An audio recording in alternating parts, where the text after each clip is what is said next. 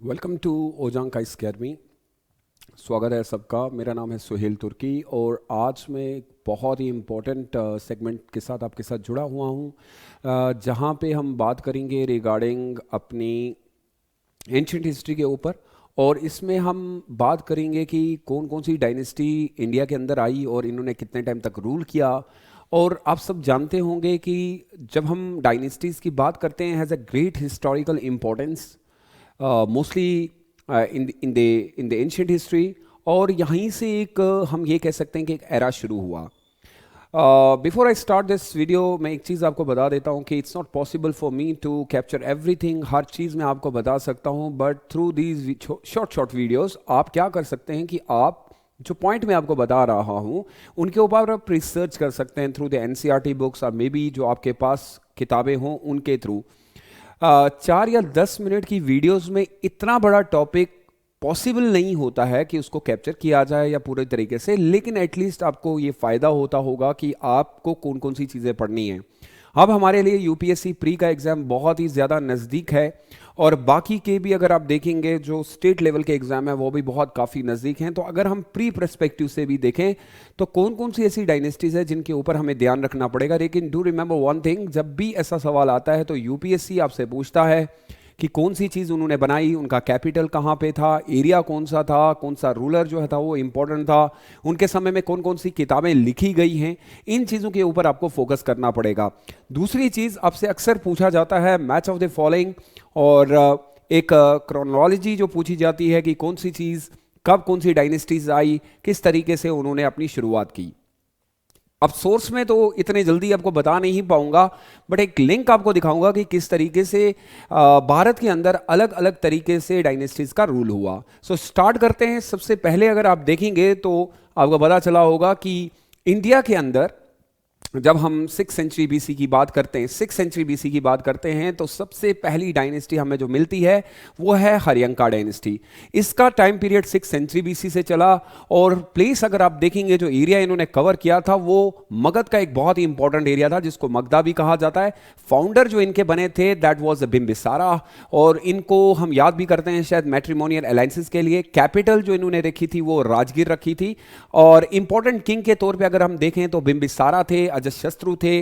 और उसके बाद एक इंपॉर्टेंट इवेंट्स के तौर पे अगर आप देखेंगे तो पहली चीज हमें ये याद रखनी है कि इन्होंने अपना कैपिटल जो है शिफ्ट किया था फ्रॉम पाटलिपुत्रा से। और दूसरी चीज इनकी डायनेस्टी में एक बहुत इंपॉर्टेंट चीज हुई थी, दैट वाज बुद्धिस्ट काउंसिल।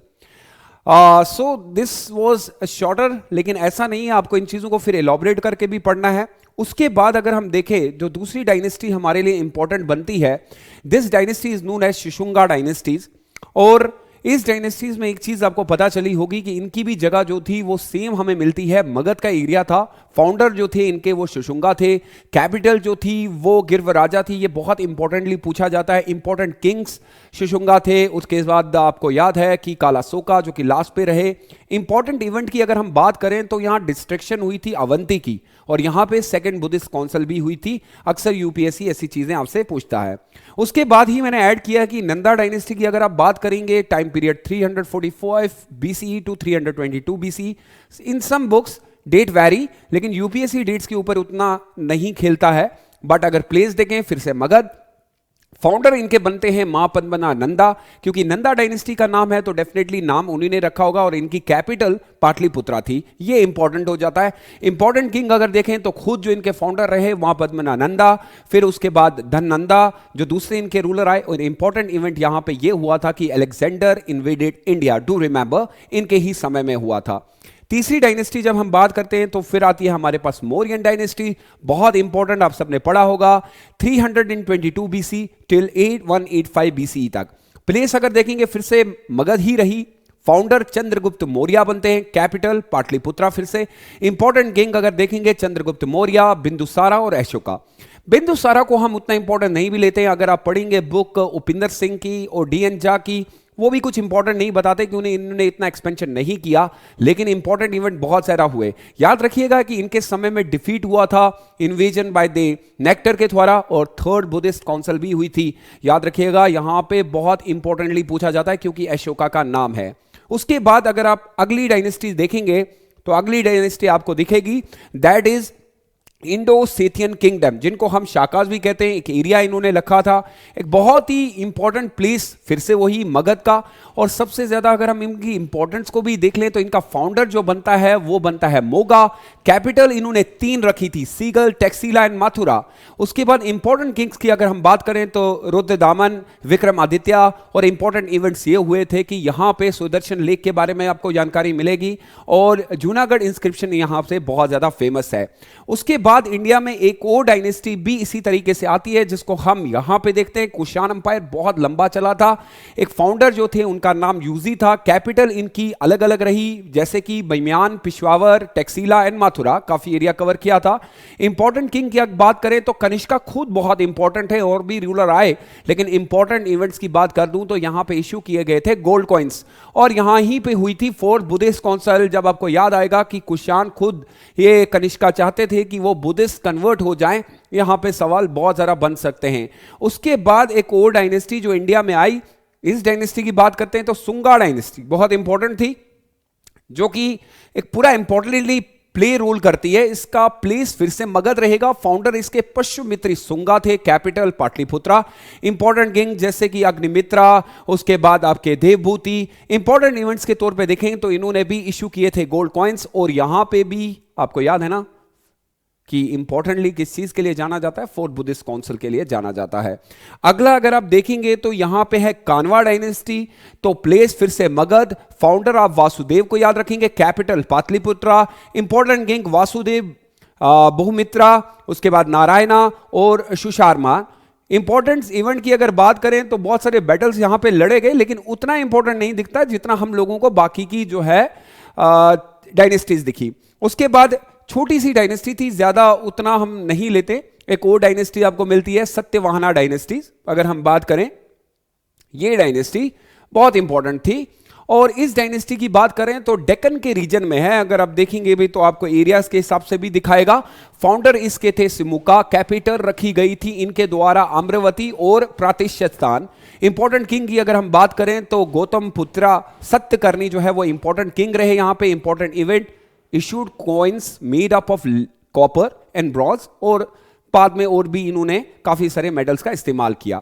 उसके बाद एक और छोटी सी डायनेस्टी अगर हम देखें तो ये डायनेस्टी बनती है एक्शुआ डायनेस्टी। छोटी सी थी, लेकिन 16 किंगडम के इर्द गिर्द आप देखेंगे ही बनाई गई।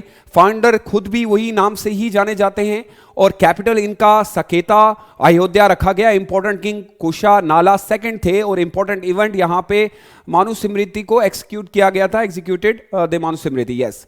The Chola dynasty, that is also important for the UPSC examination. When it comes to the Chola dynasty, the place was the northern east of the Pandya kingdom, and this place is very much important in terms of the capital. Yeah, हमें याद आता है कि इन्होंने Capitals बहुत सारे change भी किए थे। उरियार हो गया, तिरुवुरा हो गया, फिर उसके थंजवर हो गया, फिर आपको याद आएगा गोलकंडा में भी, चोलपुरम, तो काफी सारी कैपिटल चेंज करते रहे। इंपॉर्टेंट किंग्स की अगर हम बात करें, राजा राज चोला फर्स्ट, राजेंद्र चोला फर्स्ट, राजेंद्र राज चोला, और उसके बाद एक और चोला फर्स्ट थे, आई डोंट रिमेंबर, अब भी थोड़ा सा उसके रिसर्च करेंगे।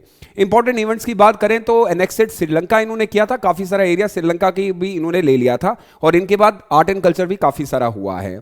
उसके बाद अगर हम देखें तो इसी चीज में एक और डायनेस्टी हमें मिलती है, यहां नीचे दिया गया पांड्या डायनेस्टीज।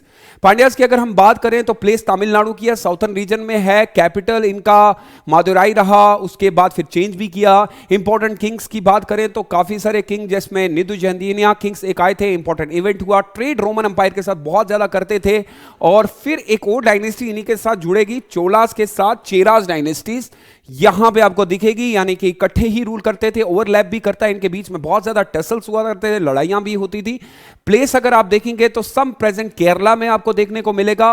फाउंडर की अगर हम बात करें तो वनरमबन जो इनके फाउंडर थे। कैपिटल इन उन लोगों ने भी चेंज की है, मधुपुरम, कारव्यूरा, एक अलग अलग से नाम से रखे गए थे। साउथ के नाम है थोड़े से डिफिकल्ट रहेंगे। उसके बाद अगर आप देखेंगे तो काफी सारे इनके इंपॉर्टेंट किंग्स भी रहे, उद्यान हो गए, चरमन हो गए, और इंपॉर्टेंट इवेंट यहां पे है कि फॉरेन ट्रेड के लिए ये भी जाने जाते हैं। इसी के साथ आपको पल्लवा डायनेस्टी भी दिखेगी, चोलक्यास के साथ पल्लवा डायनेस्टी भी यहीं पे आपको दिखेगी। पल्लवा डायनेस्टी की अगर हम बात करें तो इनका भी रीजन जो है साउथर्न साइड में रहा और पार्ट ऑफ श्रीलंका। फाउंडर जो थे उसके बाप देवन थे और कैपिटल इनकी कांचीपुरम में थी। Important Kings Mahendra Varman first, और इन्होंने बहुत ज़्यादा आर्ट एंड आर्किटेक्चर्स में काम किया है। बहुत सारे मंदिर इनके द्वारा बनाए गए। Important event visit of the Chinese travel Hiuen Tsang इनके दरबार में आए थे। चालुक्यास की अगर हम बात करें तो चालुक्य डायनेस्टी जो है इसकी प्लेस साउथर्न इंडिया रीजन में पाई जाएगी। आपको फाउंडर इसके पुलकेशन फर्स्ट थे, कैपिटल इसकी बदामी थी। याद करिएगा इंपॉर्टेंट किंग पुलकेशन 7 और विक्रमादित्य सेकंड थे। Important event art and architecture बहुत ज्यादा साउथ इंडिया में फैला, यानी इनके समय में काफी सारा।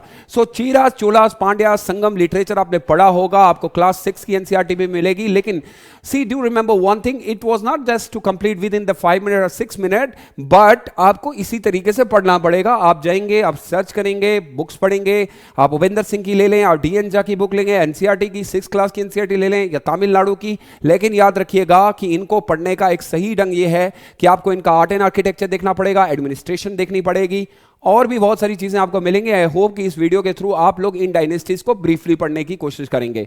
वक्त रहा तो इंशाल्लाह जरूर एक ऐसी वीडियो बनाऊंगा जहां पर्टिकुलरली हर एक के बारे में आपको बताऊंगा। सो कैसी लगी ये video, please do like and share. और आई होप अगर आप मेरे किसी भी कोर्स में ज्वाइन करना चाहते हैं तो दिए गए नंबर्स पे आप कॉल कर सकते हैं। मेरी ऑलरेडी जो है क्लासेस चल रही हैं। शॉर्ट वीडियोस बनाने का मकसद ये रहता है कि एटलीस्ट आप तक इंफॉर्मेशन पहुंचती रहे। Otherwise it will take almost 1 month to complete the entire dynasties, because ये बहुत है, क्योंकि इसमें जनपदास पढ़ना पड़ता है, मगध की फॉर्मेशन कैसे हुई, फर्टाइल सोइल किस तरीके से थी। आई होप आप लाइक करेंगे और प्लीज शेयर भी जरूर कीजिएगा। Thank you so much for being with me. Take good care of yourself, stay safe and stay blessed. Bye bye.